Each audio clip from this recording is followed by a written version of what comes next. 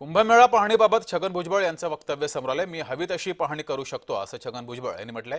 नाशिक कुंभमेळा पाहणीबाबत भुजबळांनी हे वक्तव्य केलंय। तुम्हाला माहिती आहे की एक मंत्री म्हणून आणि तो एक नाशिकचा मंत्री म्हणून मला तो अधिकार 100% आहे।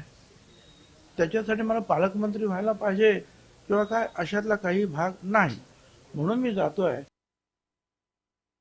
एक सिनियर नेते म्हणून भुजबळ साहेबांच्याकडे बघितलं जातं। त्याने अनेक वर्ष तिथं काम केलेले, राज्याचे उपमुख्यमंत्री म्हणून काम केलेलं। उद्याच्याला आढावा घेऊन काही महत्वाचे प्रश्न जर त्यांच्या समोर आले आणि ह्याच्या संदर्भातली कमिटी उद्या सीएमच्या अध्यक्षतेखाली असेल तर त्या कमिटीमध्ये दादाजी भुसे पण असतील। त्या कमिटीमध्ये म्हणजे त्या भागातले आमदार म्हणून म्हणजे कुंभमेळा ज्या ज्या भागात येतो त्या भागातले सगळे मंत्री त्या जे सदस्य असतील